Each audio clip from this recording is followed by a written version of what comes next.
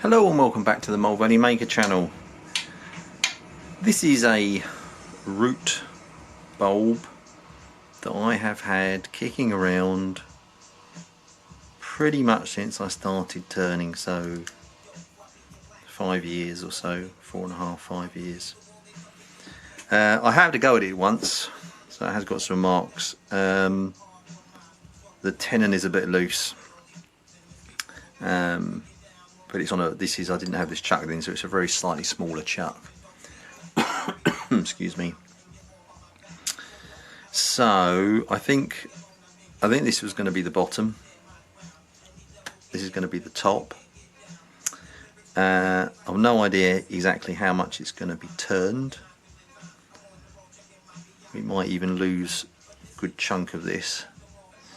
What I'm going to do to begin with, there's a failed woodworm screw hole in there, so I want to at least get a large enough section out of here and a hole maybe drilled back in so I can turn it around and get the bottom a little bit more secure. So I'll be back when it's all mounted up and we're ready to go. Okay, so I've mounted it on the chock and I've started turning away this section in here to get a new shoulder for as complete a tenon as I can get. Yeah, so I'm just going to, I'm actually, because I can't get much speed, I'm going to go with a carbide just to try and get in there a bit.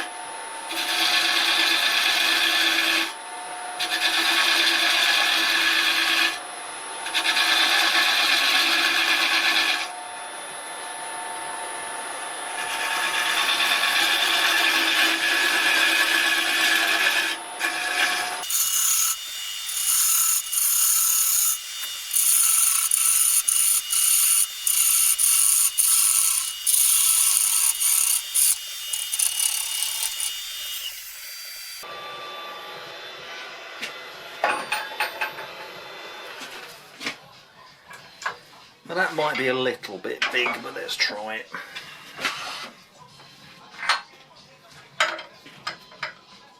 At least it's fairly solid, there's quite a lot of timber around there.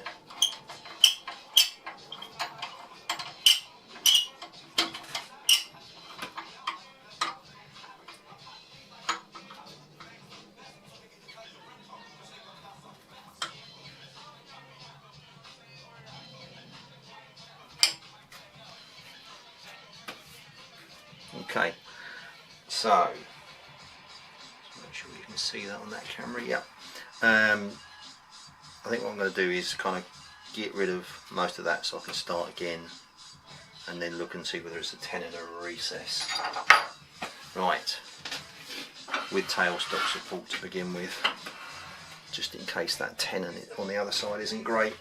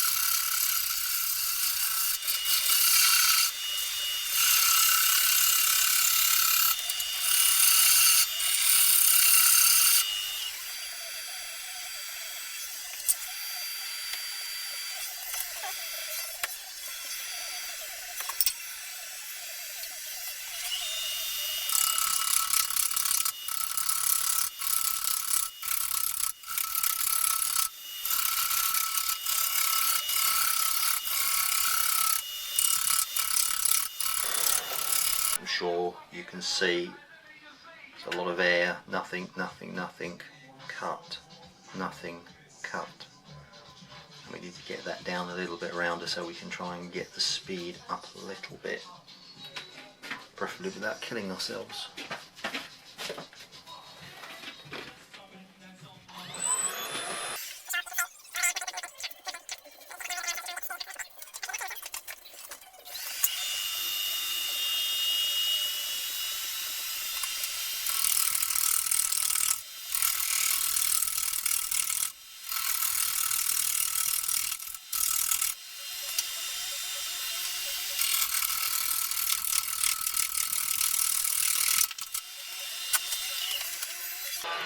Something flew off. Something out of there, I think.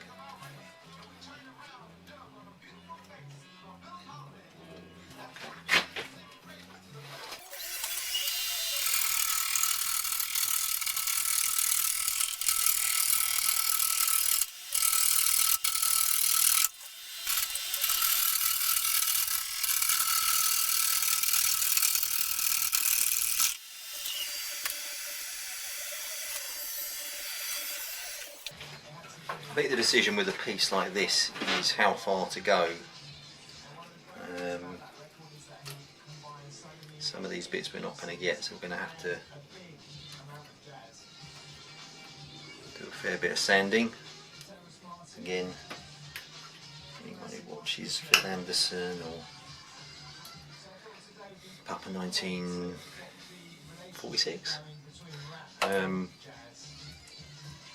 knows that they both have sander flexes. I think even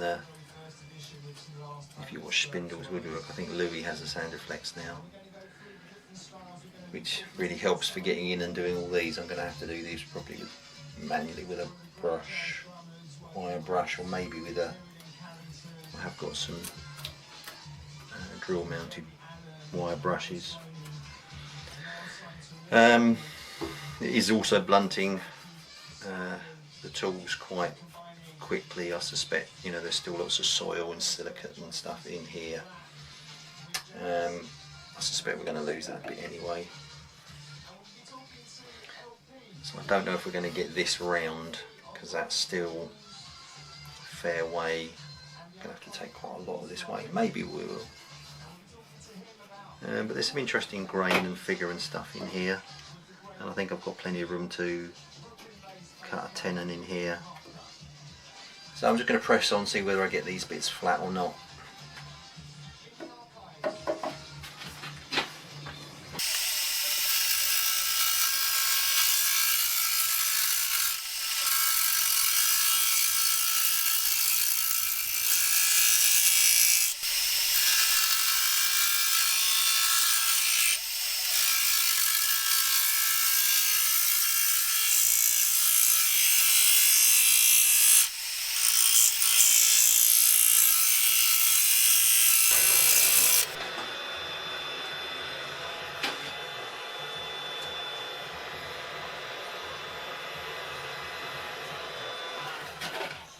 Okay, I have got nearly all of that round. The cuts are terrible, ridges are awful. I don't know how to get that any better with it moving around as much as it is. I'm going to spend a bit of time tearing out some of this rotten stuff, trimming off little tiny bits, and I will come back to you when I've got a bit further. Right, I spent a bit of time clearing out some of these spaces, got quite a lot of soil out, found a little bit of a loose section which I've cut out. What I'm going to do now is work on getting the tenon and the foot in place. I'm going to make it a foot, or am I going to... No, I'm going to make it a tenon that we're going to remove. So sharpen the tool up and do that again.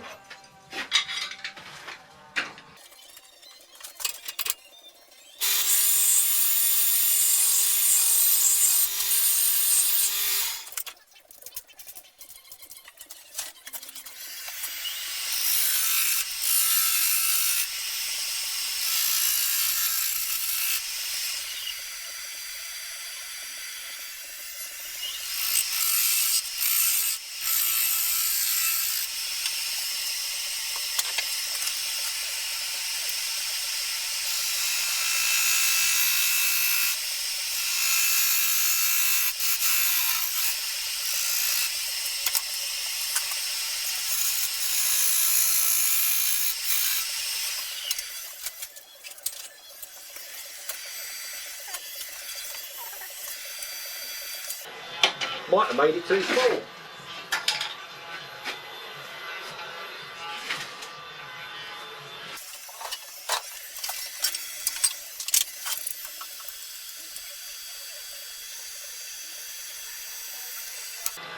No, that'll work.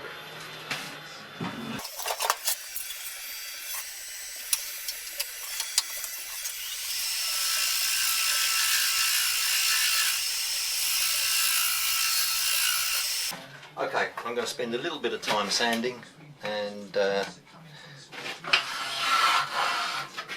I'll come back to you. Okay, hopefully you can hear me over the air cleaner. Got it turned round, got it sanded up to 240. Edges and things still a bit rough. Bark I've brushed, but it's a bit rough. I've decided not to go any further until I see exactly how much I'm going to be left with.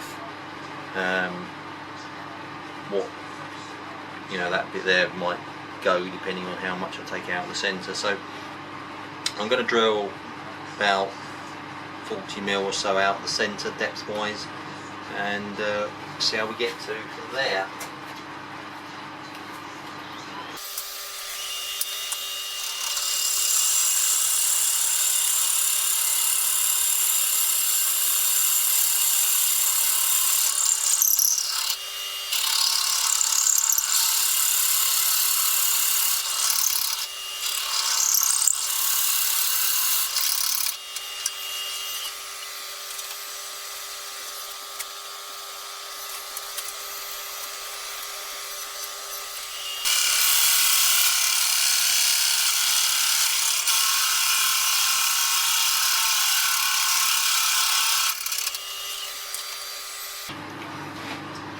Okay, so that's got some bulk out. I didn't want to go too deep with the bigger one because that kind of limits the design options a little bit. So, that bit's coming out. That bit is already loose completely.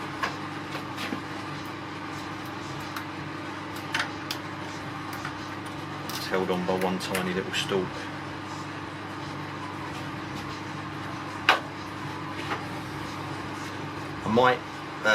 I might go for the carbide tools, but we'll start off and see, and just kind of round that in. This bit here, I think we should be alright with that bit if I don't come in too steeply. Let's see how we go.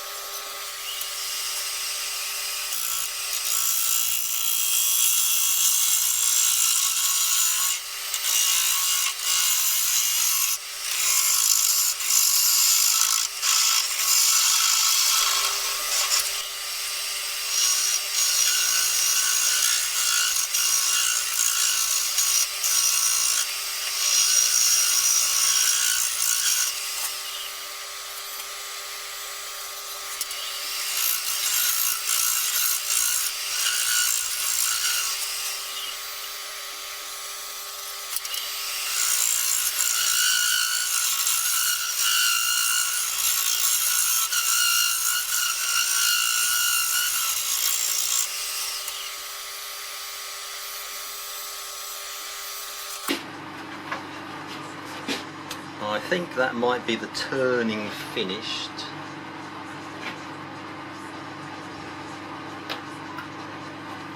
carbide has left quite a nice finish. I mean, it's going to be it's an chunky arty piece, isn't it?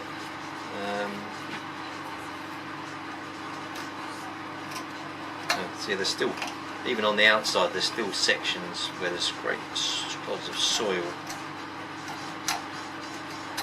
So no wonder the tools are going so blunt. So I think there's a good, you know, hour, at least 30 minutes, just going through, getting the brushes back out, going through the inside,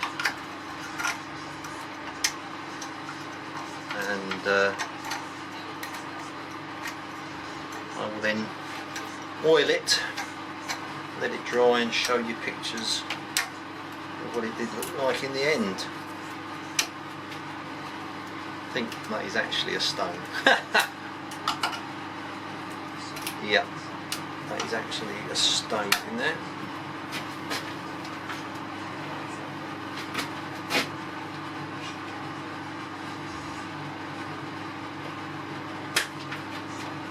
It's probably what held that in place though, so it might have been useful. I think that's going to turn into some really pretty grain.